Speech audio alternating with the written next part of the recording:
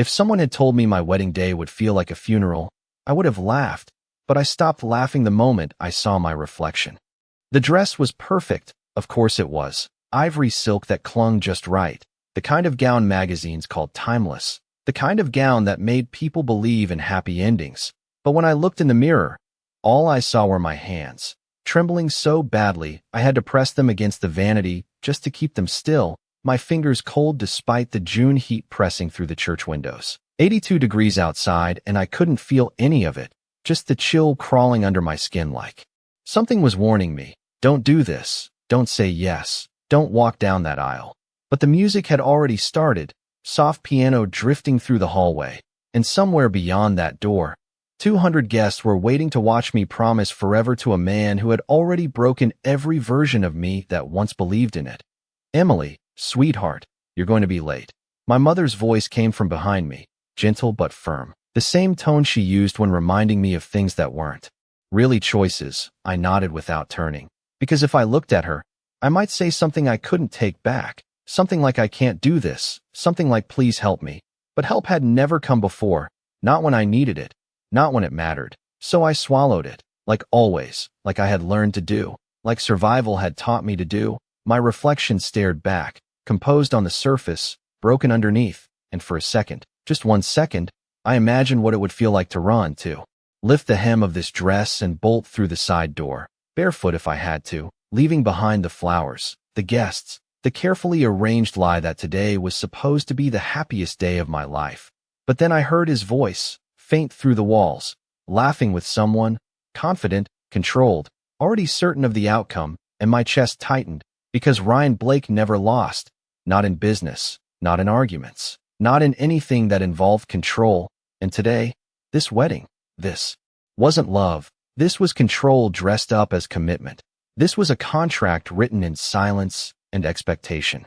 And I was the signature at the bottom of it. You look beautiful, my maid of honor whispered as she stepped beside me, adjusting the veil that felt heavier than it should, like it carried more than fabric, like it carried every compromise that had led me here. I forced a smile, the kind that didn't reach my eyes, the kind I had perfected over the past year, because people didn't ask questions when you smiled like that. They didn't look too closely. They didn't notice the way your shoulders stayed tense even when everything around you said relax, celebrate, be happy. I took a breath, slow, steady, like I was bracing for impact. And maybe I was. Maybe that's what this really was. Not a beginning, not a celebration, but the moment right before everything closed in, the moment before the door shut behind me and the life I used to recognize disappeared completely. The hallway stretched ahead, lined with white roses and soft candlelight. Beautiful, expensive, suffocating. Each step forward felt heavier than the last, like my body was resisting even when my feet kept moving. Because stopping wasn't an option, not anymore, not after everything that had already been decided for me. The music swelled, the signal, the cue, and the doors at the end of the hall slowly opened, revealing the aisle, the guests, the man waiting at the altar in a tailored black suit, his posture perfect, his expression calm, as if nothing in this moment could possibly go wrong, as if I wasn't standing there wondering how I had ended up here, how I had let it get this far, how I had convinced myself that staying was easier than leaving, safer than fighting. My father offered his arm, his grip steady, reassuring in a way that almost made me forget, almost made me believe this was normal, this was right, this was what life was supposed to look like. I placed my hand on his sleeve, my fingers still cold, still shaking, and together we stepped forward, onto the path that would change everything. The crowd rose, a soft murmur of admiration, cameras lifted, capturing a moment they thought they understood, but none of them could hear the way my heart was pounding. None of them could feel the weight pressing down on my chest. None of them knew that with every step I took toward Ryan, a quiet voice inside me was screaming to stop, to turn around, to choose something different, anything different. But I didn't. I kept walking, because that's what I had been taught to do, because that's what everyone expected, because sometimes the hardest thing isn't leaving, it's believing you're allowed to. And as I reached the altar, as Ryan's eyes met mine, sharp and satisfied, like he had already won, I realized something that made my breath catch, something I couldn't ignore no matter how hard I tried. I wasn't walking toward a future, I was walking into a trap, and somewhere deep down, I knew this wasn't going to end the way anyone expected. Ryan's hand closed around mine the second I reached him. Firm, controlled, the kind of grip that looked affectionate to everyone watching but felt like a quiet warning pressed into my skin, his thumb brushing over my knuckles in a slow, deliberate motion as if reminding me exactly where I stood, exactly who I belonged to in this moment, and I forced myself to breathe through it, to keep my expression steady, because 200 people were watching and none of them could see the difference between tenderness and control. None of them could hear the way his voice dropped just low enough for only me to catch it when he leaned closer and whispered, "Do not embarrass me today." The words soft, almost gentle, but they landed heavy, settling somewhere deep in my chest where fear had already made a home. I swallowed, nodding once, because what else was I supposed to do? Argue here, in front of everyone, shatter the illusion they had all come to witness. The music faded, the room quieted, and the officiant began to speak, his voice calm, practiced, talking about love and commitment and partnership like those words meant the same thing to everyone standing in this room, like they meant anything at all to the man beside me. I kept my eyes forward at first, focusing on a point just past the altar, trying to anchor myself to something steady, something real. But it was hard to find anything real in a room built on expectations and appearances, so I let my gaze drift, just for a second, over the faces in the crowd, smiling, approving, completely unaware of the weight pressing down on my chest, completely unaware that every step I had taken down that aisle had felt like walking deeper into something I could not escape. My pulse was loud in my ears, too loud, drowning out parts of the ceremony until the officiant's voice sharpened again, clearer now, cutting through the haze. "We are gathered here today," he said, and the words echoed in a way that made my stomach twist. Because gathered here meant there was no turning back without consequences, without questions, without everything unraveling in a way I did not know how to survive. Ryan shifted slightly beside me, adjusting his stance, confident, composed, as if this moment was just another step in a plan he had already completed in his mind. His suit was perfectly tailored, his expression calm, almost pleased, and when I finally looked at him, really looked, I saw it there. Not love, not excitement, but certainty. The kind that did not leave room for doubt. The kind that assumed my answer before I even spoke. My fingers tightened slightly in his grasp without meaning to, and his grip responded instantly, tightening just enough to remind me that he noticed everything, that nothing I did went unseen. The officiant continued, his voice steady, guiding us through the ceremony, through vows that felt like lines from a script I had never agreed to. And I tried to focus on breathing, in and out, slow and controlled, but it was getting harder. The air felt thinner somehow, the room smaller, like the walls were inching closer with every passing second.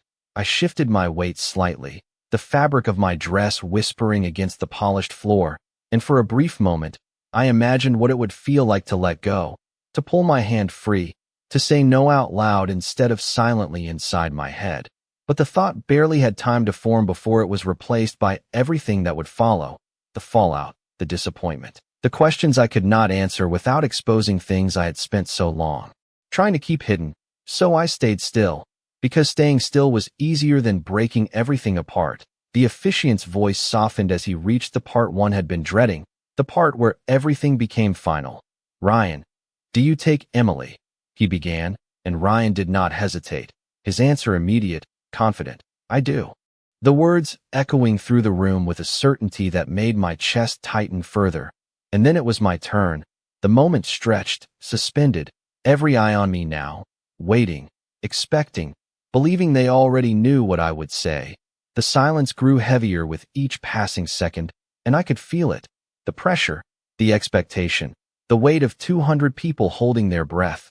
Ryan's grip tightened again, subtle but unmistakable. A silent reminder, a command wrapped in politeness. And the officiant's voice came again, gentle, prompting. "Emily, do you take Ryan?" And for a second, just 1 second, everything inside me went completely still, like the world had paused, like time itself was waiting for me to decide. My lips parted, but no sound came out. My throat felt tight, dry, like the word was there but refused to form. And in that silence, something shifted, something small but undeniable. A crack in the carefully constructed moment, a hesitation that should not have existed, a pause that did not belong in a perfect ceremony. And I felt it ripple through the room, subtle at first, a flicker of confusion, of curiosity, but before it could turn into something more, before anyone could question it, before I could even figure out what I was about to do, there was a sound, sharp and sudden. The heavy doors at the back of the church opening with a force that cut through the silence like a line drawn across everything, and every head turned at once, including mine. My heart stuttering in my chest as I looked toward the entrance, toward the light spilling in from outside, toward the figure standing there, still, composed, as if he had all the time in the world. And in that moment, before he even took a single step forward, before anyone said a word, I felt it, the shift, the undeniable sense that whatever was about to happen next was going to change everything. No one announced him. No one needed to, because the moment he stepped inside, the entire room seemed to understand that something had shifted, something invisible but undeniable, like the air itself had changed direction, and I felt it before I fully saw him. A stillness that moved through the crowd, quiet but heavy, the kind of silence that did not come from peace but from awareness, from instinct. My heart picked up again, faster now, not from fear exactly, but from something sharper, something unfamiliar. And when my eyes finally focused on him, really focused, everything else faded just a little, like the world had pulled back to make space for his presence. He stood at the entrance for half a second longer than necessary, tall, composed, dressed in a black suit that fit like it had been made for him alone, not flashy, not loud, but precise, intentional. Every detail controlled. His dark hair swept back, his posture relaxed in a way that did not read as casual, but as complete confidence, the kind that did not need to prove itself. And then he moved, one step forward, slow, measured, the sound of his shoes against the polished floor echoing just enough to draw attention without asking for it. Conversations did not resume. No one spoke. Even the officiant seemed to pause mid-breath. As if continuing without acknowledging him was no longer an option, I felt Ryan shift beside me, his grip tightening again, sharper this time, no longer subtle. And when I glanced at him, I saw it. Not confidence anymore, but irritation, something flickering beneath the surface of his composed expression, something that had not been there a moment ago. The man walking toward us did not rush, did not hesitate. He moved like he already knew how this would end. Like time belonged to him in a way it did not belong to the rest of us. The aisle seemed longer than before, stretching out between us, but he crossed it without effort, step by step, the distance closing with a steady inevitability that made it impossible to look away.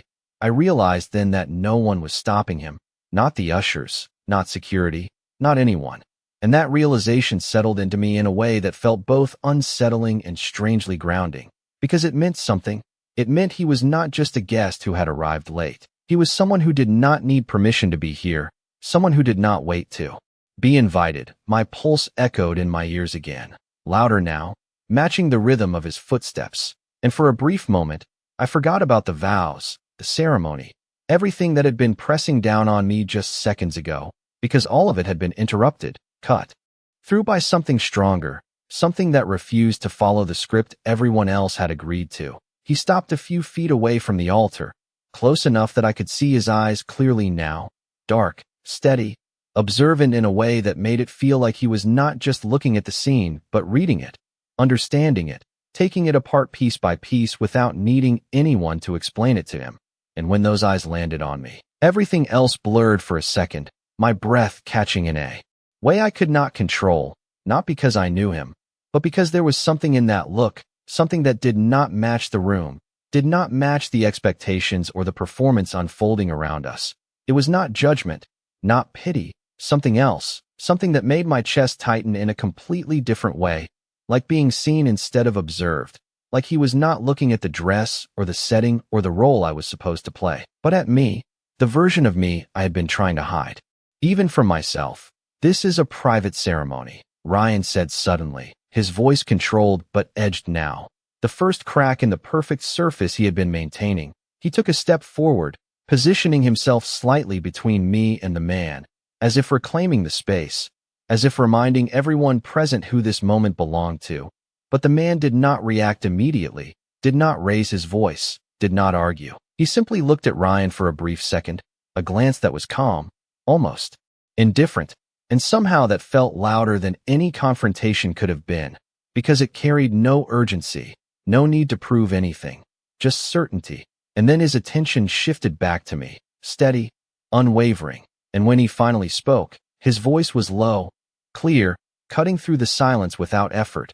"Emily Carter," he said, my name in his voice sounding different, heavier somehow, like it carried weight I did not understand. My breath caught again, my fingers loosening slightly.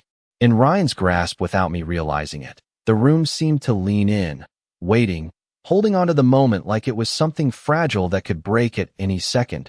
And I felt it, the fragile edge of everything I had been standing on, the thin line between what was expected and what was possible, between staying and something else I could not yet define. "You do not have to do this," he continued, and the words were simple, quiet, but they landed harder than anything that had been said all day, harder than the vows, harder than the expectations, because no one had said that to me before. No one had given me that option out loud, not in a way that felt real, not in a way that felt like it could actually exist. And for a second, just 1 second, the world shifted again.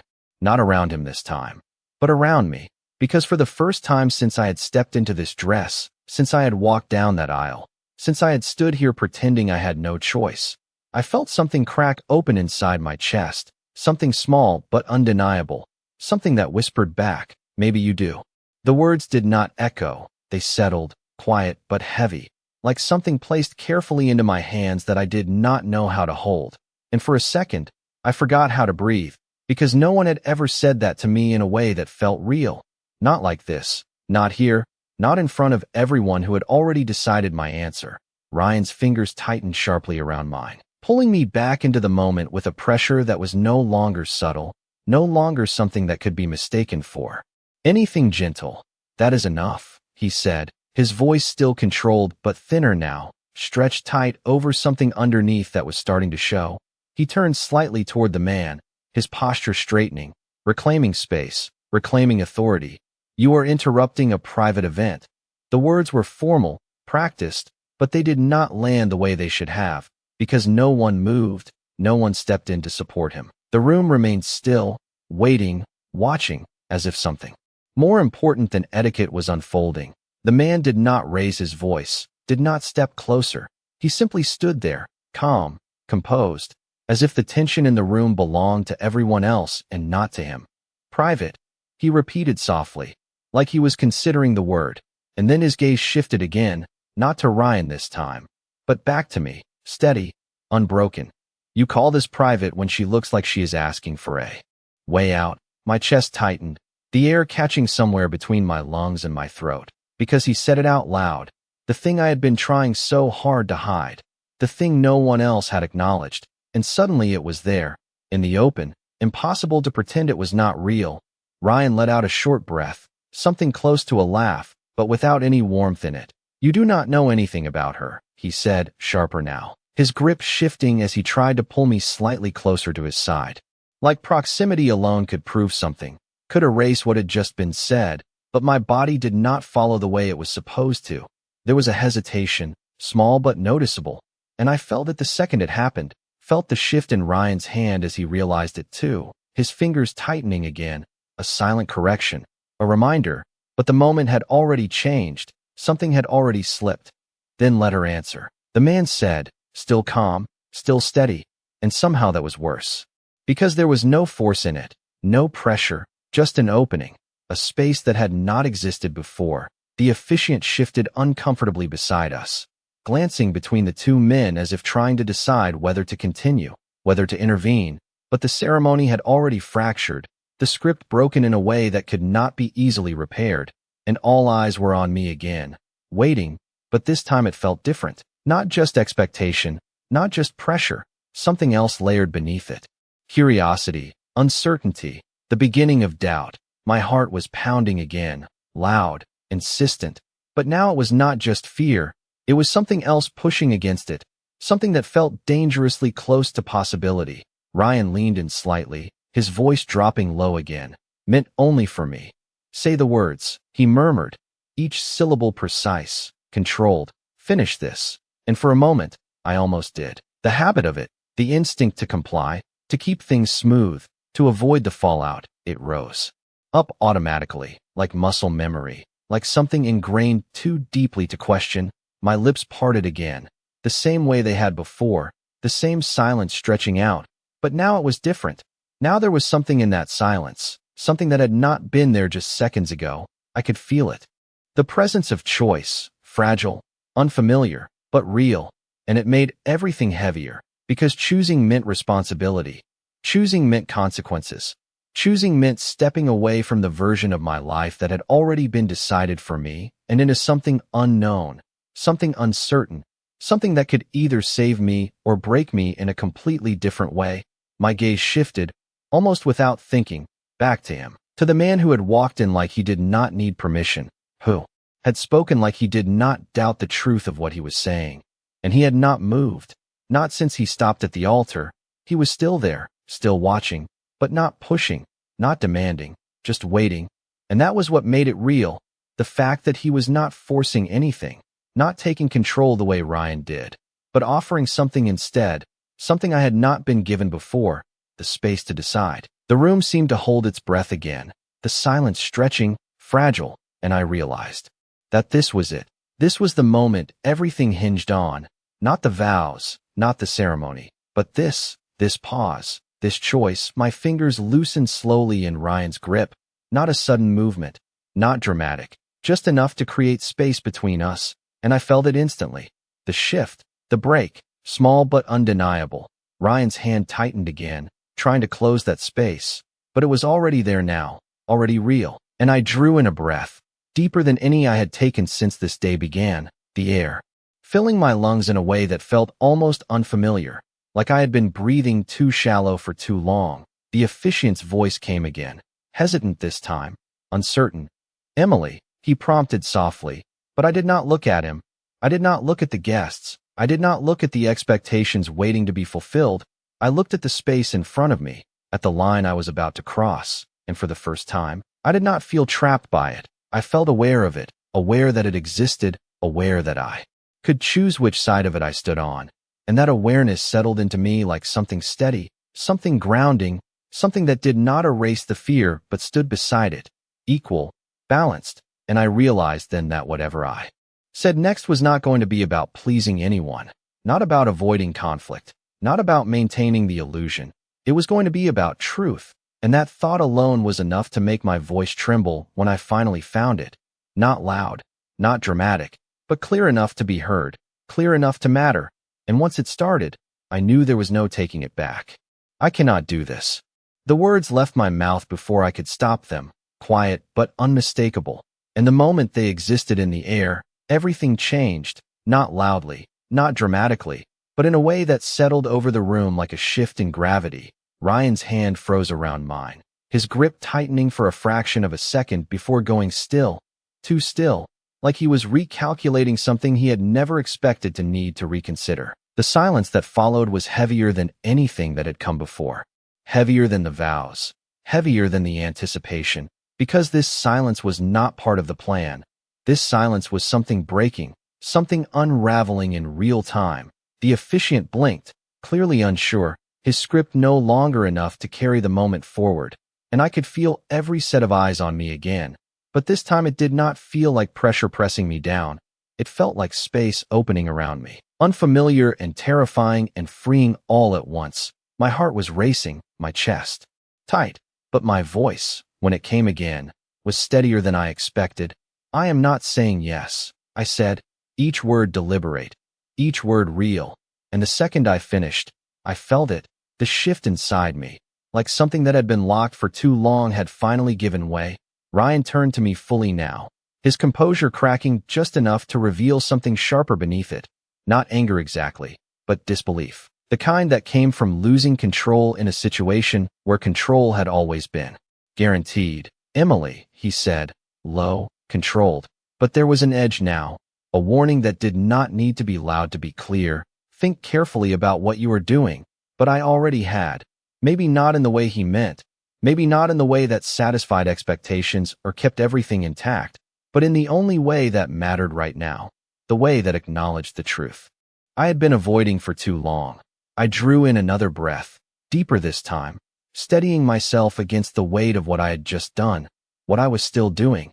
I have thought about it, I replied, and my voice did not shake the way it used to when I spoke to him. It held, even as my hands trembled slightly at my sides. And I cannot marry you. The words landed clearly, no hesitation left to soften them, no room for misunderstanding. The room reacted then, not loudly, not with chaos, but with a ripple of movement, a murmur that spread quietly through the guests as the reality of the moment settled in, confusion, surprise, curiosity, all of it mixing together in a way that felt distant, like it was happening somewhere else, because right here, at the center of it, everything had narrowed down to something simple, something clear.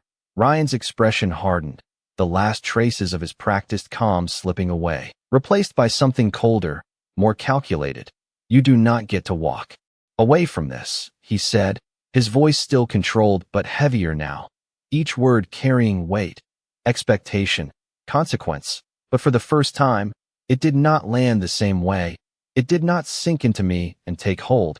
It stayed where it was, outside of me, separate, and I realized then that the fear I had been carrying was still there, but it was no longer the only thing. Something else stood beside it now, something that felt stronger, steadier, something that had been given to me the moment. Someone else said out loud that I had a choice. My gaze shifted again, almost instinctively, to the man standing a few feet away, still calm, still watching, and he had not moved, not closer, not away. He had not stepped in to take control of the situation, had not spoken again to influence what was happening, and that mattered more than anything else, because it meant this moment, this decision, was mine, entirely mine, not something forced, not something taken, but something chosen, and that realization settled into me with a clarity I had not felt in a long time. I turned back to Ryan, meeting his gaze fully, not avoiding it, not softening under it. I just did, I said, and the simplicity of it felt stronger than anything else I could have added. His jaw tightened slightly, his posture shifting as if he was about to step forward, to close the distance, to reassert control in a way that had always worked before. But something in the room had changed, something in me had changed, and it created a space between us that did not exist a few minutes ago, a space he could not simply erase with proximity or pressure. The officiant cleared his throat softly, uncertain, caught between continuing a ceremony that no longer existed and stepping aside from something he did not fully understand. The guests shifted again, the quiet murmur growing slightly, but still contained, still restrained by the weight of the moment unfolding in front of them. And through all of it, I felt something unexpected settle in my chest. Not relief exactly, not yet, but a sense of alignment, like for the first time in a long time, my actions matched something true inside me. And even though I did not know what would come next, even though uncertainty stretched out in front of me in ways I could not predict, I knew this much. I had stepped away from something that was never mine to carry, and that mattered, more than the whispers, more than the consequences, more than the fear that still lingered at the edges of my thoughts. I took a small step back, not dramatic, not rushed, just enough to create distance, real distance. And the second I did, I felt it again, the shift. The confirmation that what I had done was not temporary, not something that could be undone by a single word or a single look. It was real, and standing there, no longer held in place by expectation or fear alone. I realized that for the first time since this day began, I was not walking towards something I could not escape. I was standing still, exactly where I chose to be. No one moved at first, not Ryan, not the officiant, not even the guests. As if the entire room was waiting for something to reset, for someone to correct what had just happened and pull everything back into place. But nothing reset, nothing corrected. The moment held, suspended, real, and I felt it settle deeper into my chest with every passing second. Ryan's eyes stayed locked on mine, sharp, calculating, like he was searching for the version of me that would back down, the version that would apologize, that would smooth this over and return to the script. But that version did not step forward this time. She stayed where she was, quiet, distant, almost unrecognizable. "You are making a mistake," he said finally, his voice lower now, not raised, not emotional, just controlled in a way that suggested he was already shifting strategies, already adjusting to regain control of something that had slipped out of his hands. "This does not end well for you." The words were not loud, but they carried intention, expectation, the kind that had shaped my decisions for far too long. But now, standing here with space between us, with my hand no longer trapped in his, they felt different, like something I could hear without absorbing, like a warning that no longer defined my next step. I exhaled slowly, steadying myself, and for the first time, I did not rush to respond, did not try to soften what had already been said. I let the silence exist for a moment, let it breathe. And in that space, I realized something that felt both simple and powerful. I did not need to argue. I did not need to convince him.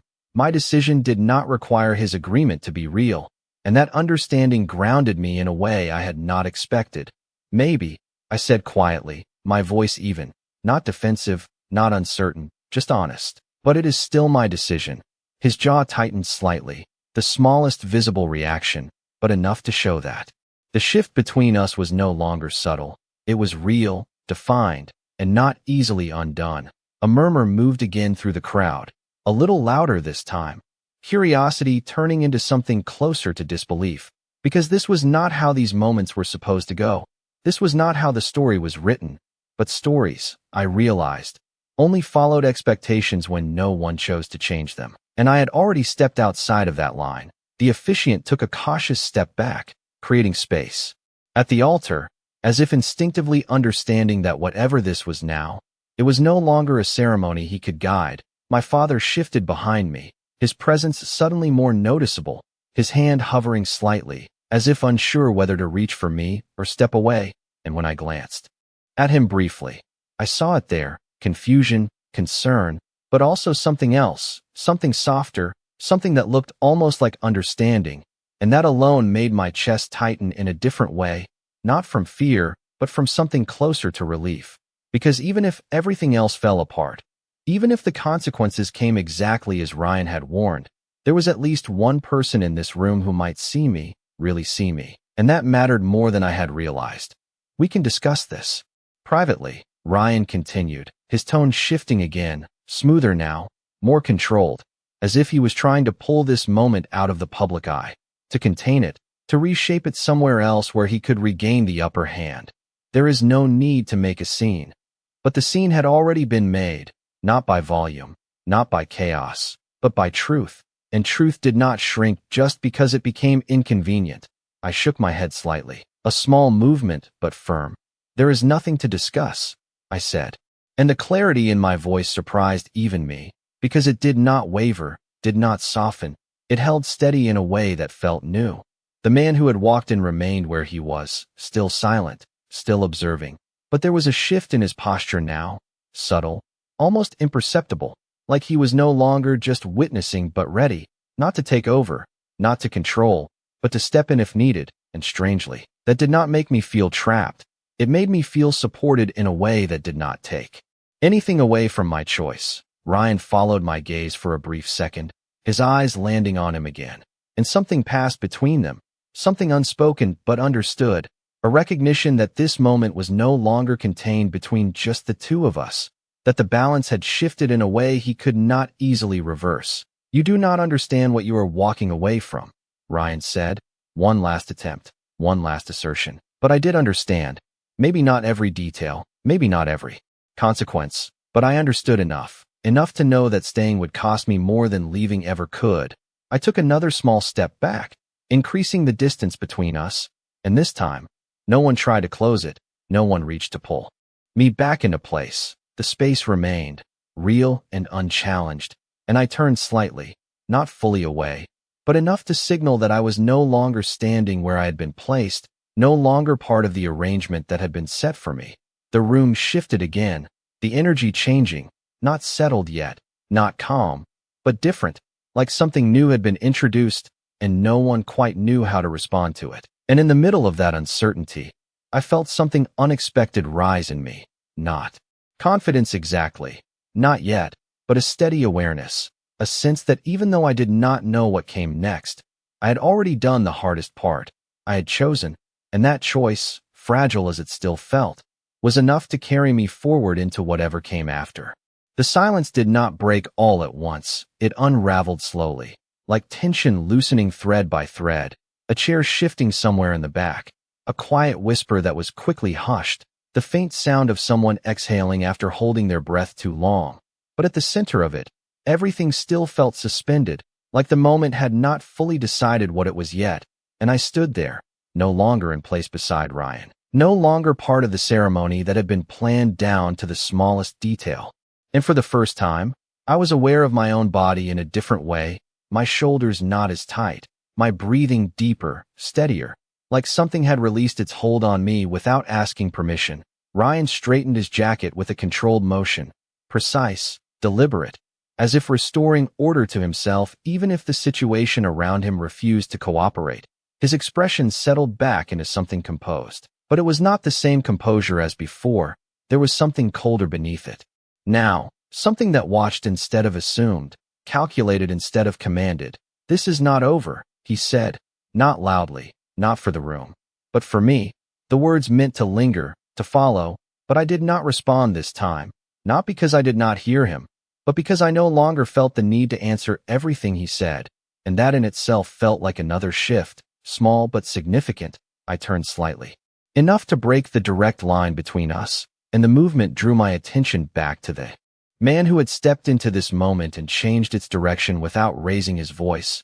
He had not moved closer, had not stepped forward to claim the space I had left behind, and that mattered, because it meant the distance between us was still mine to cross, not something taken from me. His gaze met mine again, steady, unreadable in a way that did not feel distant but controlled, like he chose what to reveal and what to keep. And for a second, I wondered how much he already knew, how much of this had been observed before today, how much of me had been seen when I thought I was invisible.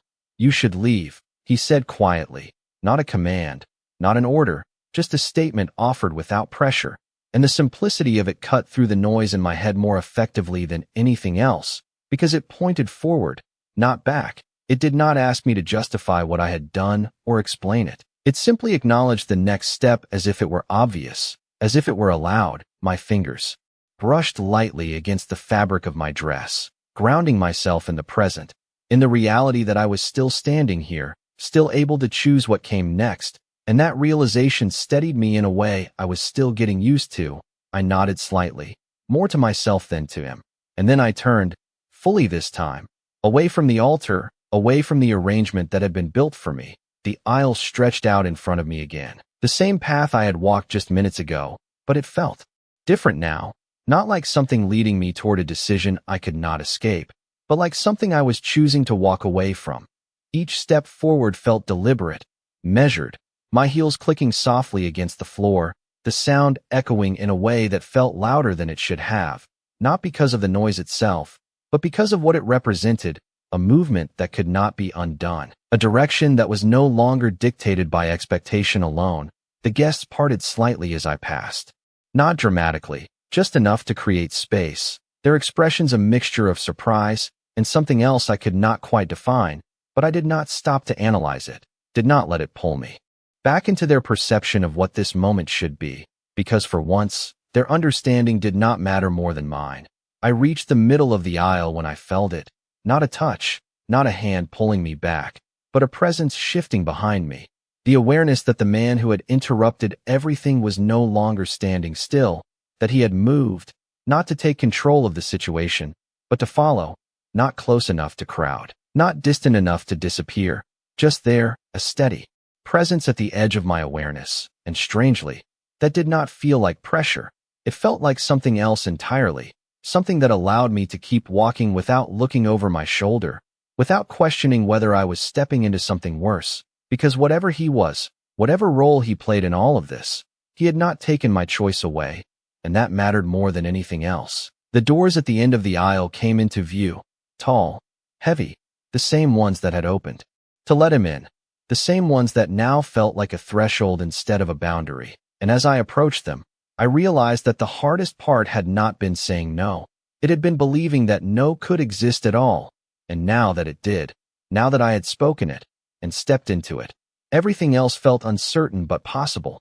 I reached the doors and paused for a fraction of a second, my hand resting lightly against the cool surface, grounding myself one last time in the reality of where I was and where I was about to go. And then I pushed them open, the outside light spilling in, brighter than the soft glow of the church, warmer, real in a way that felt almost overwhelming after everything that had just happened. I stepped through without looking back, because for the first time, I did not need to see what I was leaving behind to know that I was not going back. The sunlight felt different the moment it touched my skin, warmer, sharper, real in a way that made me realize how muted everything inside had been. Like I had been moving through something filtered, something controlled, and now, standing on the steps outside the church, I could feel the air again, a light breeze brushing against my arms, lifting the edge of my veil just enough to remind me that I was no longer standing still. I was no longer held in place by expectations that had nothing to do with me. My chest rose slowly as I took in a full breath, deeper than any I had taken all morning. And for a second, everything was quiet, not silent, but clear, the distant sound of cars passing on the street, the rustle of leaves somewhere above, the faint hum of the city continuing without interruption, like nothing had happened. Like everything had changed, and I stood there, right at the edge between what had been and what could be, not moving yet, just feeling it. The weight of what I had done settling into something steadier, something that no longer felt like a sudden break, but like a shift that had been building for longer than I realized. The doors behind me opened again, not loudly, not abruptly, just enough for me to hear the subtle movement. And I did not need to turn to know who it was. I felt it, the same presence that had walked into the church and altered the course of everything without raising his voice. His footsteps were measured, unhurried, stopping a few feet behind me, close enough to be there, far enough to leave space, and that distance mattered, more than I expected, because it meant I was still standing on my own, still choosing my next step without being pulled in any direction. "You handled that better than most would," his voice came, low, calm, carrying just enough to reach me. Without breaking the quiet around us, I let out a small breath, something close to a quiet laugh, but without humor, more disbelief than anything else. It did not feel like that. I admitted, my voice softer now, not because I was unsure, but because I no longer felt the need to speak over anything, to prove anything. The moment had passed, and what remained was something quieter, more real. I turned slightly then, enough to see him without fully facing him, and in the natural light, he looked different, not less composed, not less controlled, but more defined, less shadowed than he had been inside. His expression steady, observant, but not intrusive, like he was taking in the moment without trying to reshape it. Most people would have said yes just to end it. He continued, his tone even, not praising, not judging, just stating something that felt uncomfortably true. I nodded once, because I knew that version of myself, the one that would have done exactly that, the one that had almost done exactly that just minutes ago. I almost did, I said honestly, and the admission did not feel like weakness, it felt like clarity, like acknowledging the line I had been standing on before I stepped away from it. His gaze held mine for a second longer, not intense, not overwhelming, just present, and there was something in that presence that made it easier to hold my ground, easier to stay in this version of myself that I was still getting used to.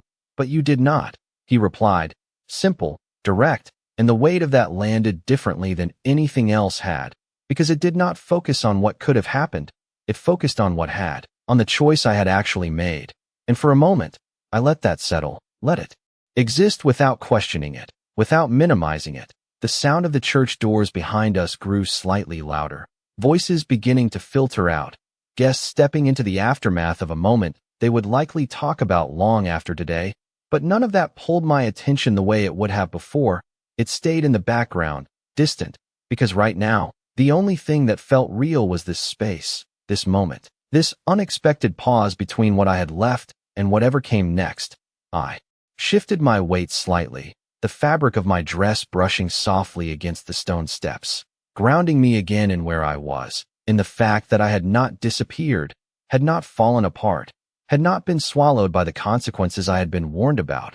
I was still here, still standing, still choosing. "What happens now?" I asked, Not because I expected him to decide it for me, but because the question existed, real and open, and I was no longer afraid to ask it out loud.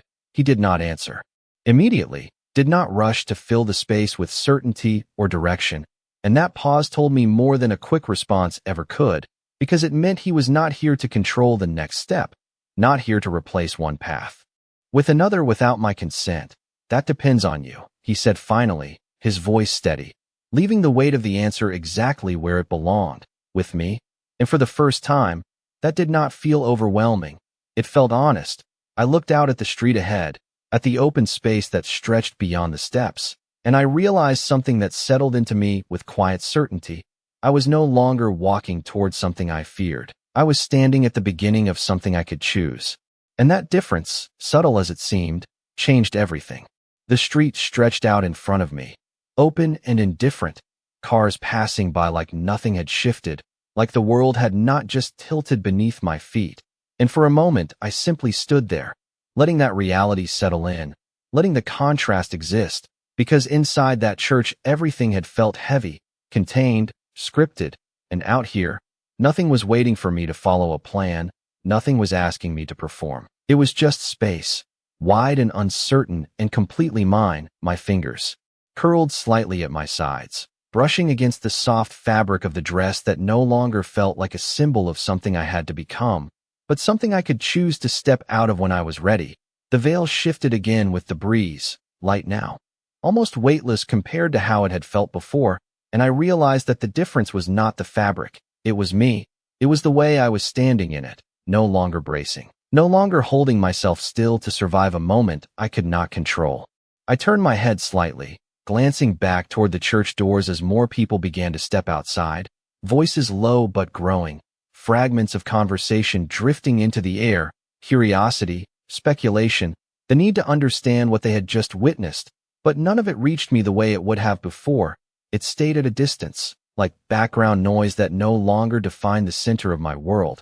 I stepped down one stair, then another, the movement small but deliberate, grounding myself in action, in forward motion, and with each step, something inside me settled further, not perfectly, not completely, but enough to feel real, enough to feel like I was not going to be pulled back into what I had just left behind. You are not going back in.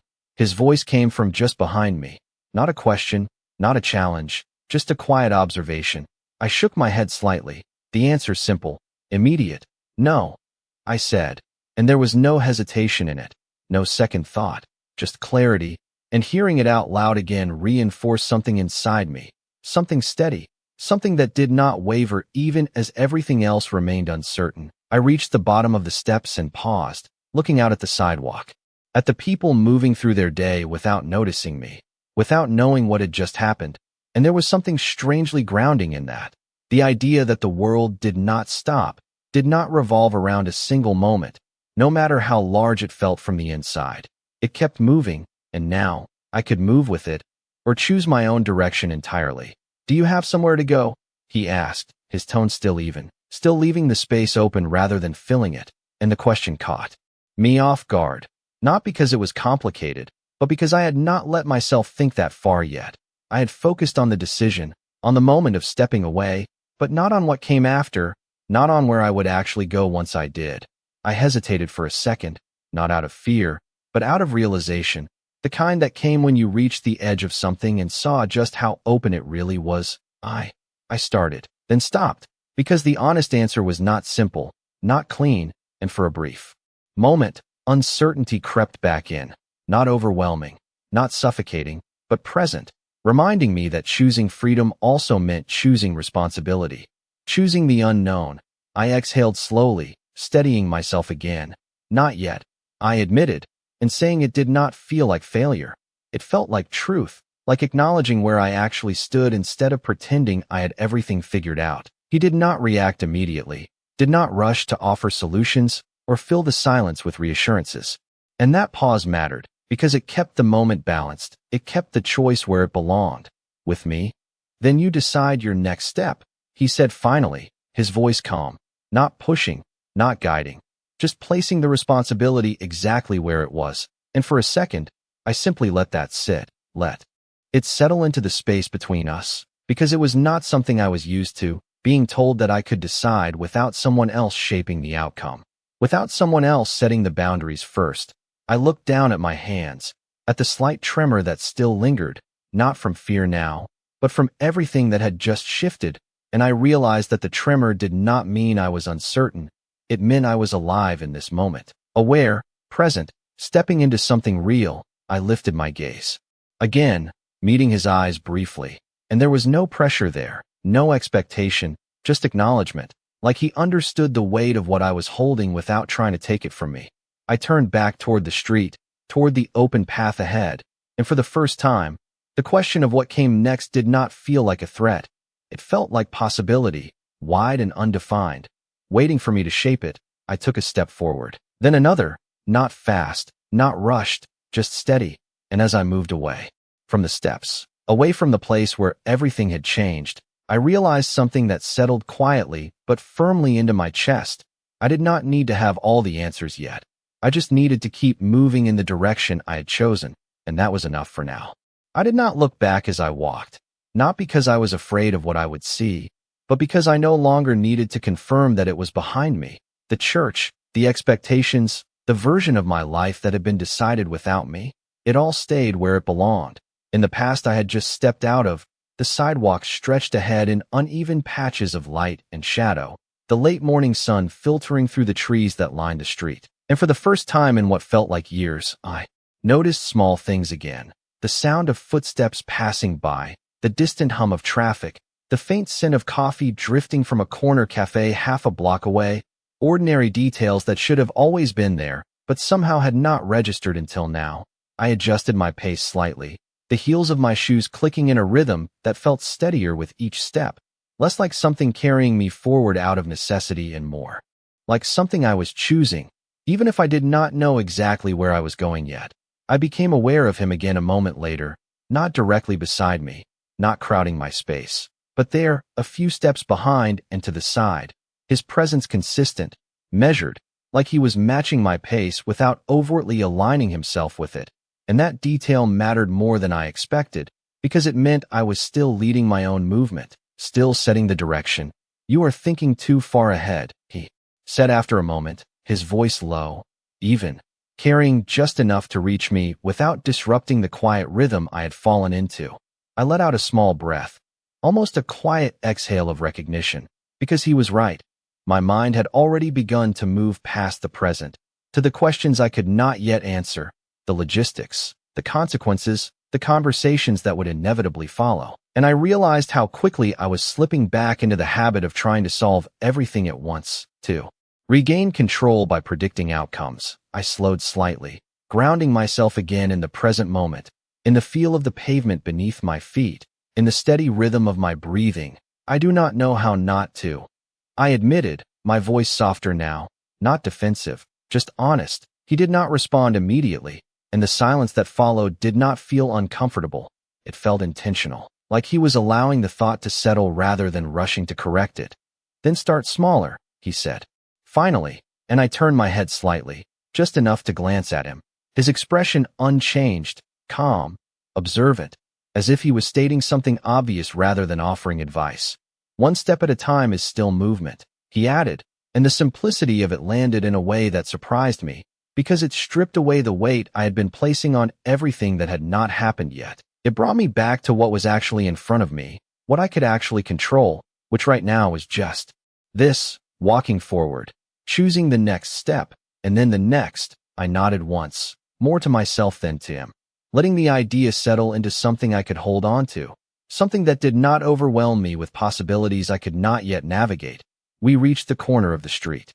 The cafe now clearly visible, small but busy, people moving in and out, carrying cups, talking, living their lives without pause, and I hesitated for a fraction of a second, not because I was unsure, but because I recognized the choice in front of me, small, simple, but real.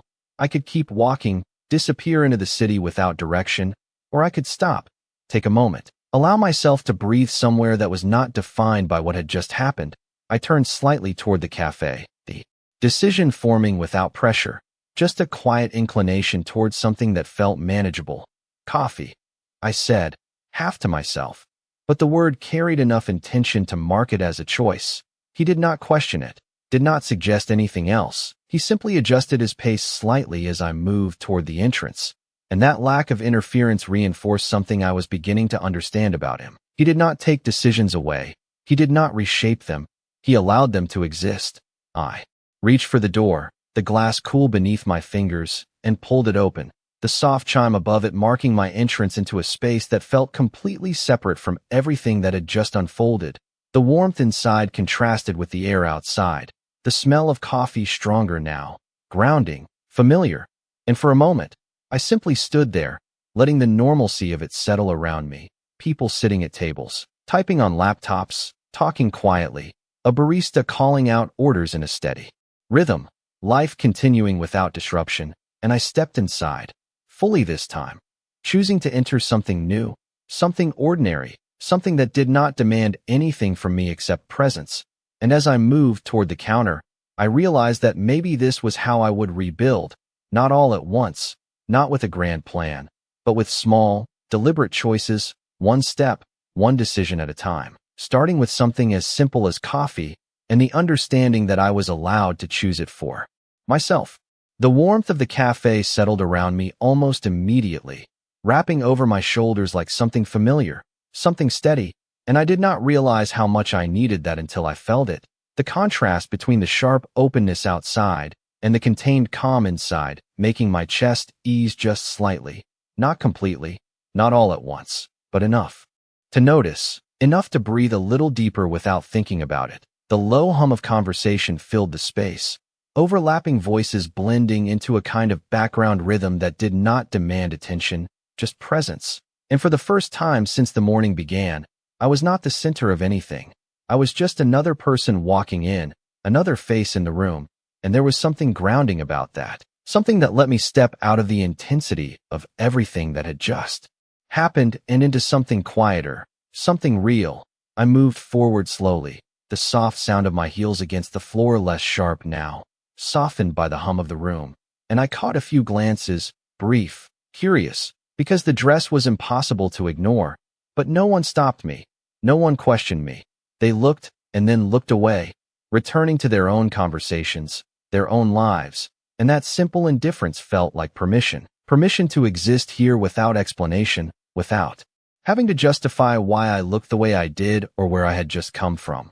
I reached the counter and paused, scanning the menu board above, not because I did not know what I wanted, but because the act of choosing something so ordinary felt unfamiliar in this moment, like I had to remind myself that I could, that I was allowed to make even small decisions without checking how they would be received.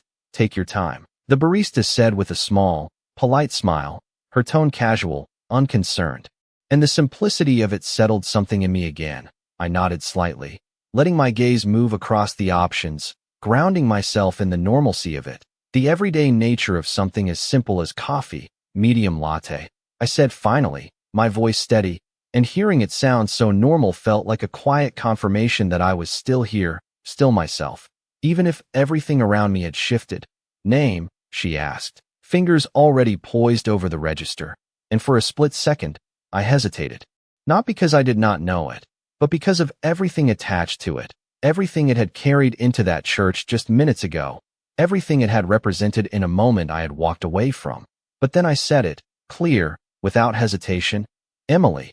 And the word felt different leaving my mouth this time, not tied to expectation, not tied to a role I was supposed to fill, just a name, mine, the receipt printed, the order called out, and I stepped aside, moving toward the pickup area, my fingers brushing lightly against the counter as I leaned back slightly, letting the moment settle, letting myself exist in this pause without rushing to fill it with the next decision.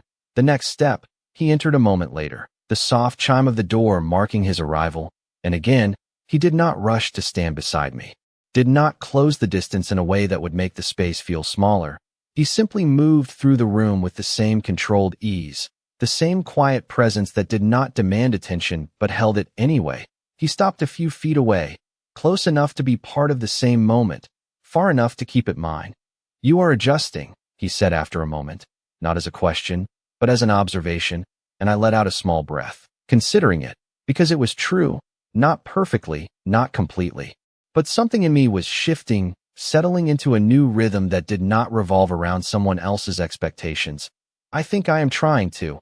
I replied, my voice softer now, not uncertain, just aware of the process, aware that this was not something that resolved all at once. He nodded once, a small movement, acknowledging without interrupting, and the silence that followed felt comfortable, not empty, just present. My name was called a moment later, the barista sliding the cup across the counter, and I stepped forward, wrapping my fingers around the warm surface, the heat grounding, real. I took a small sip, the familiar taste anchoring me further, reminding me that even in the middle of something completely changed, some things remained steady, remained recognizable, and that mattered. I turned slightly, leaning back against the counter again, the cup held lightly in my hands. And for the first time since I had walked out of that church, I allowed myself to pause without thinking about what came next, without trying to map out the future or solve every unknown. I simply stood there, present, aware, and slowly, quietly, something inside me settled into place, not perfectly, not permanently, but enough to feel like a beginning, not of something defined, not of something planned, but of something chosen, and that was enough.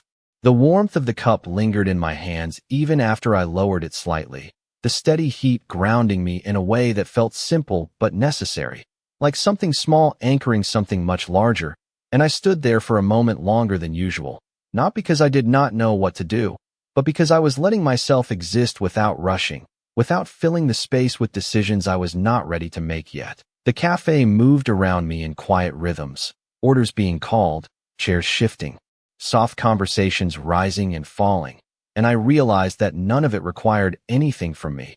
None of it expected me to perform or respond.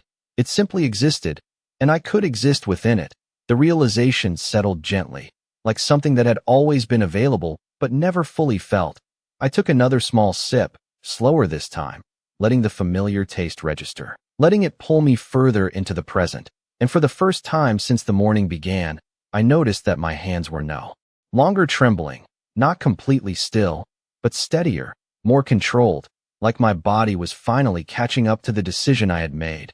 "You are quieter now," he said from where he stood, his voice low, not interrupting, just acknowledging, and I glanced at him briefly, his posture unchanged, composed, observant, but not imposing.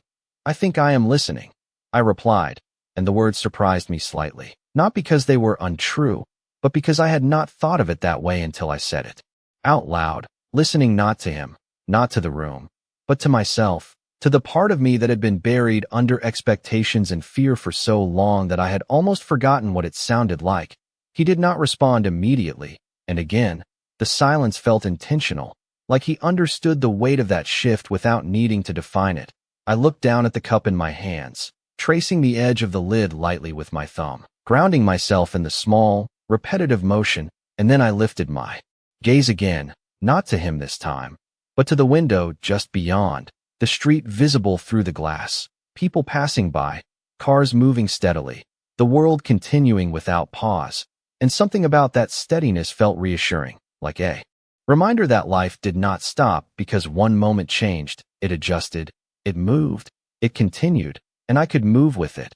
"You knew," I said after a moment, the thought forming clearly now, and I turned my head slightly to look at him, not fully questioning, but not avoiding it either. "About him," I added, because it was obvious in hindsight, the way he had spoken, the way he had stepped in without hesitation, the way he had said my name like it carried context I had not given him. He held my gaze for a second, then nodded once, a small, controlled movement. "Enough," he replied, and the simplicity of the answer told me more than anything else could have. Not everything, not every detail, but enough to act, enough to step into that moment with certainty.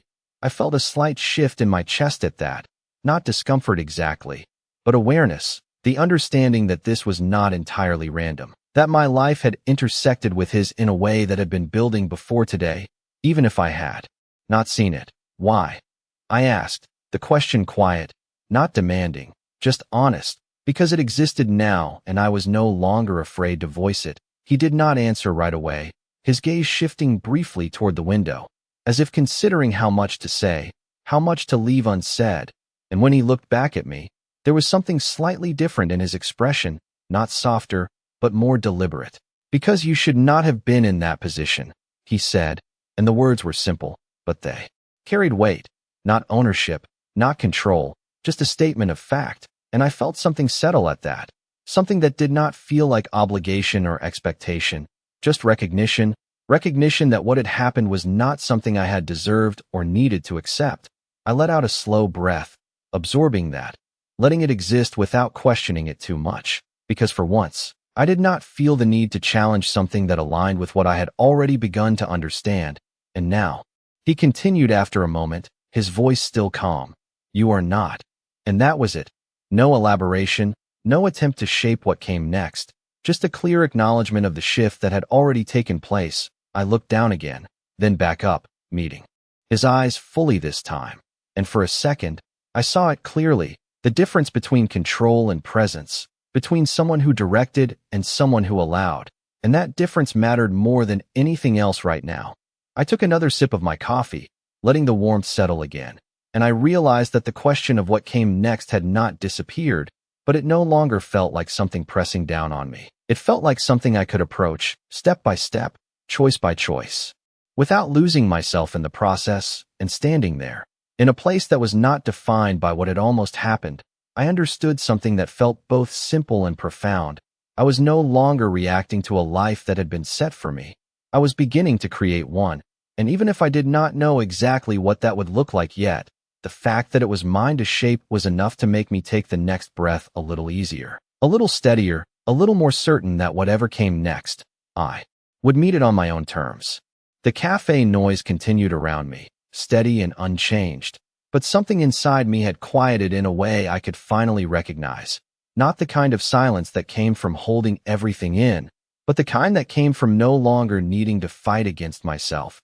And I stood there with the cup still warm in my hands, feeling that difference settle deeper, more stable with each passing second, like something fragile had shifted into something real, something that could hold. I looked out the window again, watching the movement of the street, the rhythm of people crossing intersections, pausing at lights, continuing forward, each of them moving through their own lives without hesitation. And for the first time, I did not feel like I was watching from the outside of something I could not enter.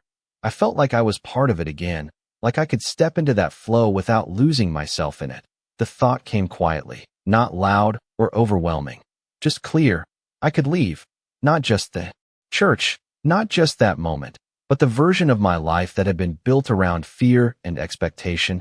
I could walk forward into something I shaped myself, and that realization did not feel dramatic. It felt steady, grounded, like a truth that had been waiting for me to accept it. I turned slightly, shifting my weight, meeting his gaze again, and there was no urgency in him, no expectation that I would say something specific or make a certain choice, just presence, consistent and controlled, and that steadiness made it easier to stand in my own, to feel the difference between being directed and being supported. "You are not asking me what I will do next," I said, not as a challenge, just an observation. Because it stood out now, the absence of pressure where I had expected it. He held my gaze, his expression unchanged, but there was something in the way he looked at me that felt intentional, deliberate. "Because it is not mine to decide," he replied, and the simplicity of that answer settled into me more deeply than anything else he had said, because it confirmed something I had been feeling but had not fully named, that whatever this was, whatever his role in it had been, he was not here to replace one kind of control with another. He was here, but he was not taking anything from me, and that difference mattered more than I could fully explain. I nodded slightly, absorbing that, letting it reinforce what I had already begun to understand. I took another sip of my coffee, slower now, the warmth steady, familiar, and I realized that I was no longer holding it like something temporary, something to occupy my hands. I was holding it like something chosen, something that belonged to this moment, this version of me that was no longer reacting, but deciding. The thought formed quietly, but clearly. I was not lost. I was just at the beginning, and beginnings were not meant to be fully understood. They were meant to be stepped into, one decision at a time. I lowered the cup slightly, letting my fingers relax around it. And for a moment, I just stood there, feeling that truth settle into something I could carry with me, something that did not depend on anyone else's approval or understanding, something that existed because I had chosen it. I glanced toward the door, the same door I had walked through just minutes ago, and it no longer felt like an escape. It felt like an entry point, a threshold I had already crossed, and beyond the world waited, not with answers, not with certainty, but with possibility, and for the first time, that did not feel overwhelming. It felt open. I turned back slightly, meeting his gaze one last time in that moment. And there was something unspoken there, not a promise, not an expectation, just an understanding that whatever came next, it would not be decided for me. And that was enough. I exhaled slowly, a steady breath that felt different from all the others that had come before it. Less forced, less controlled, more natural. And I realized that this was what it felt like to choose, not just once, not just in a